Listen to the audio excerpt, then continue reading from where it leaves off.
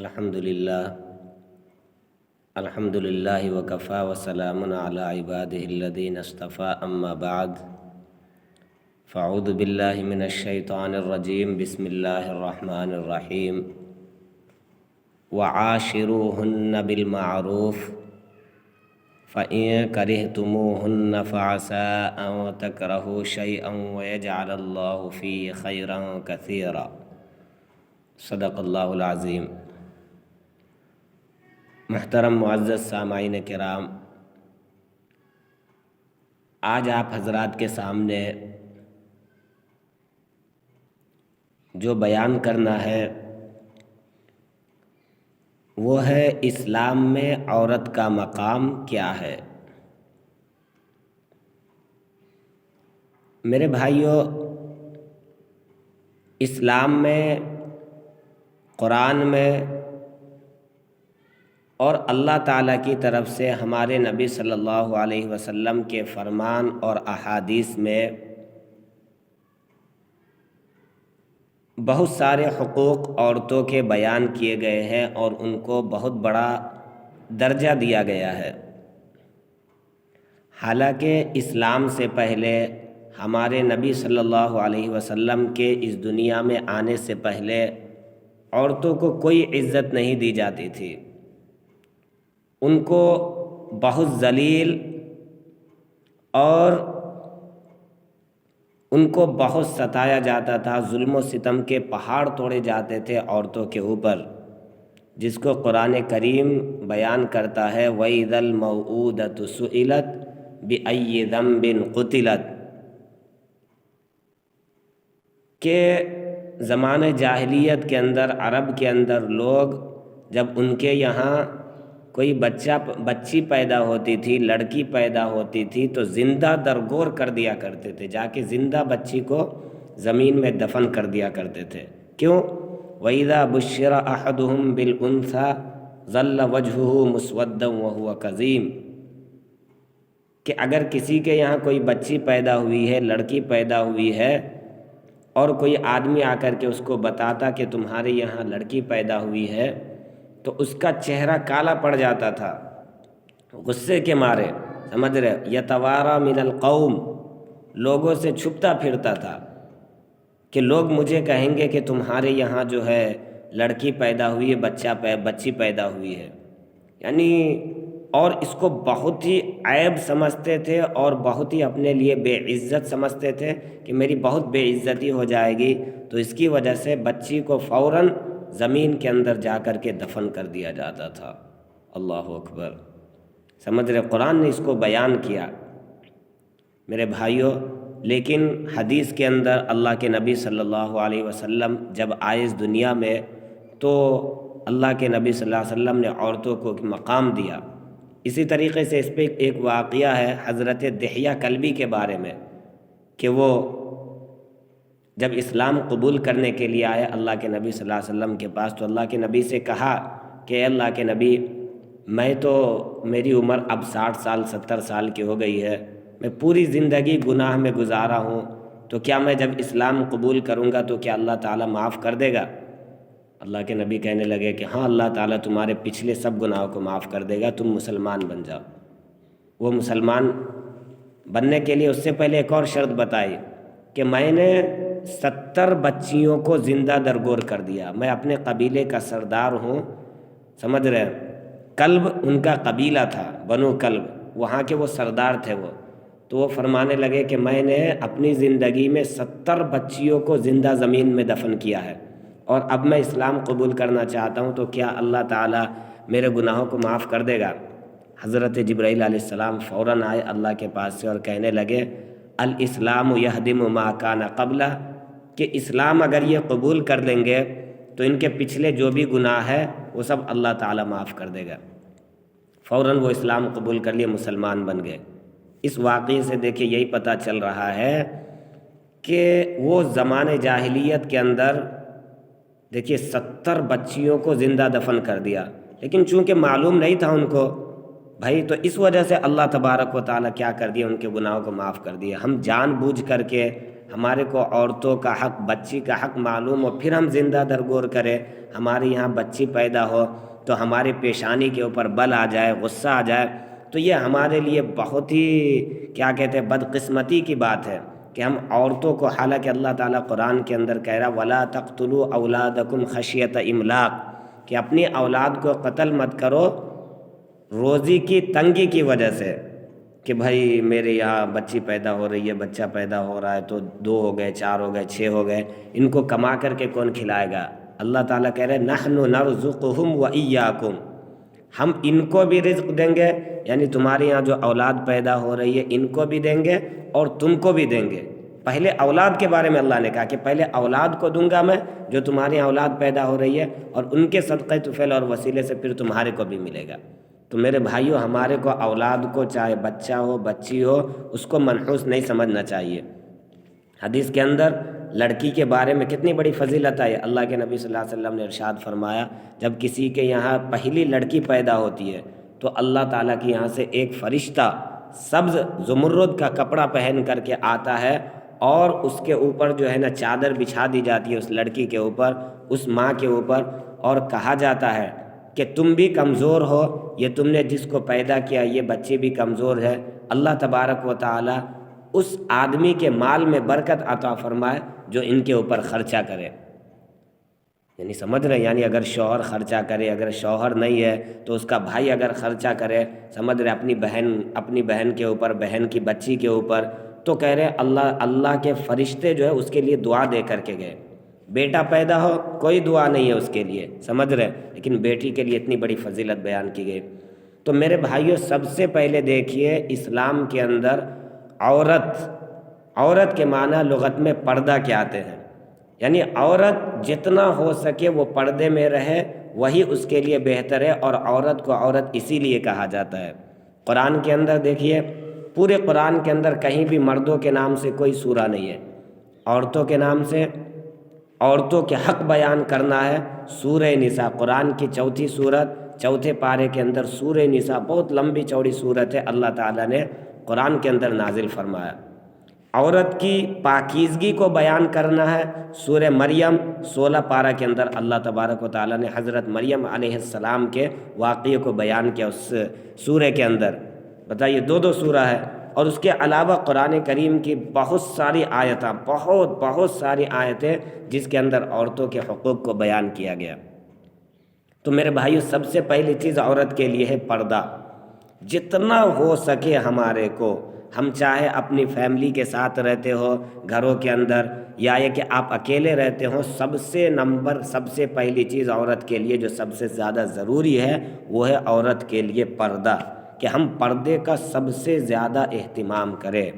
سمجھ رہے، آج کے زمانے کے عورتوں کے جیسے نہیں کہ جو مغرب کی عورتیں اور مغرب کی بیٹیاں اور ان کے فیشن اور ان کے طریقے پر ہماری بھی عورتیں چلے، ہماری مسلمان بہنیں نہیں، سمجھ رہے، ان کا لباس دیکھ کر کے آپ بھی اپنے چھوٹے چھوٹے لباس پہننا شروع کر دو۔ نہیں میرے بھائیوں، میری بہنوں، ایسا نہیں ہے،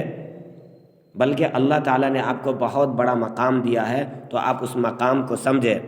حضرت علی رضی اللہ تعالی عنہ کی بیوی حضرت فاطمہ کتنی پردے والی عورت تھی حضرت فاطمہ۔ ان کے بارے میں آتا ہے حضرت فاطمہ رضی اللہ تعالیٰ عنہ کے بارے میں کہ پوری زندگی نے انہوں نے تو پردہ کیا ہی، لیکن جب انتقال کا وقت قریب آیا تو حضرت علی گھر پر نہیں تھے، اپنے خادمہ کو بلایا حضرت فاطمہ نے، اور بلانے کے بعد حضرت فاطمہ نے اپنی خادمہ سے کہنے لگی، دیکھو میں غسل کر رہی ہوں اور میرا ایک کپڑا جوڑا ہے، وہ کپڑا نکالو۔ وہ جوڑا کپڑا نکالا گیا، نکالنے کے بعد جو ہے نا انہوں نے کیا کیا کہ وہ کپڑا پہنا، اور کپڑا پہننے کے بعد وہ کہنے لگے اپنے خادمہ سے کہ میں نے کیا کر دیا ہے، اپنا غسل کر لیا ہے اور یہ کپڑا میں نے جوڑا بھی پہن لیا ہے، جب حضرت علی آئے تو ان سے کہہ دینا کہ میں نے غسل کر لیا، میرا غسل کرانے کی ضرورت نہیں ہے، یعنی میرے مرنے کے بعد یہی میرا غسل ہو گیا، اور ان سے کہنا کہ میری جنازہ رات میں اٹھایا جائے۔ سمجھ رہے، حضرت علی رضی اللہ تعالی عنہ کی بیوی حضرت فاطمہ کہہ رہی ہے۔ جب دیکھیے وہ اپنے آپ کو اتنا پردے میں رکھی، تو کتابوں کے اندر آتا ہے کہ حضرت علی رضی اللہ تعالی عنہ کی بیوی حضرت فاطمہ کا جب انتقال ہوا تو جب اس نے اپنے آپ کو پردے میں رکھا کہ جب چونکہ مجھے کوئی بھی مرد اس میں مجھے دیکھ نہیں سکا، دن میں کبھی بھی دیکھ نہیں سکا، تو مجھے عورتیں کیا کہتے ہیں، کوئی بھی مرد مجھے دن میں نہیں دیکھا اور کبھی زندگی میں نہیں دیکھا تو میرے مرنے کے بعد بھی جو ہے نا کبھی بھی نہ دیکھے وہ، یہ کیا کہتے ہیں ان کی وصیت تھی۔ چنانچہ ان کا انتقال کیا کہتے ہیں راتھی کے وقت میں ہوا، اور راتھی کے وقت میں ان کی جنازے کی نماز بھی پڑھی گئی حضرت فاطمہ رضی اللہ تعالیٰ عنہ کا۔ اور ان کے بارے میں آتا ہے کہ یعنی پہلے زمانے میں یہ جو ڈولا تھا تو ڈولے کے اندر یہ ہے کہ اگر کسی کو لے کے جایا جاتا ہے تو اس سے معلوم چل جاتا ہے کہ عورت کتنی موٹی ہے، پتلی ہے یا لمبی ہے یا کیسی ہے۔ تو اس وجہ سے انہوں نے حضرت اسماء بنت عمیس سے کہا تھا کہ میں جب مر جاؤں تو میں یہ چاہتی ہوں کہ میرا جب ڈولا لے کے جایا جائے تو قبرستان کی طرف تو میری طرف کسی کی نظر بھی نہ پڑے، سمجھ رہے، تو کوئی ایسا انتظام کر دیجیے گا کہ ہو جائے وہ۔ حضرت اسماء بنت عمیس ملک حبشہ کی طرف ہجرت کی تھی، ان کو معلوم تھا کہ وہاں پہ عورتوں کو کیسے دفنایا جاتا ہے، تو انہوں نے کہا تھا کہ وہی جو ڈولا ہے اس ڈولے کے اندر تختہ رکھ دیا جائے گا اور اس کے اوپر چادر رکھ دی جائے گی، جس سے یہ معلوم نہیں چلے گا عورت موٹی ہے، پتلی ہے، لمبی ہے، بڑی ہے۔ حضرت فاطمہ کو یہ پسند آیا اور وہ کہنے لگی کہ ہاں مجھے بھی ایسے ہی کرنا چاہیے۔ چنانچہ ان کو اسی طریقے سے جو ہے نا لے کر کے جایا گیا اور دفن کیا گیا۔ یہ ہے حضرت فاطمہ، تبھی اللہ تعالیٰ نے ان کو اتنا بڑا مقام دیا کہ جنتی عورتوں کا سردار بنایا حضرت فاطمہ رضی اللہ تعالیٰ عنہ کو۔ ایسے ہی مقام تھوڑی مل گیا میرے بھائیو، جب انہوں نے اپنی زندگی میں مرنے کے بعد بھی اتنا پردے کا اہتمام فرمایا ہے تبھی جا کر کے اللہ تبارک و تعالیٰ نے ان کو اتنا بڑا مقام دیا ہے۔ تو میری بہنوں، آپ کا جو ہے نا مقام اللہ تبارک و تعالیٰ نے بہت بڑا دیا، اور ہمارے مردوں کو بھی سمجھنا چاہیے کہ عورت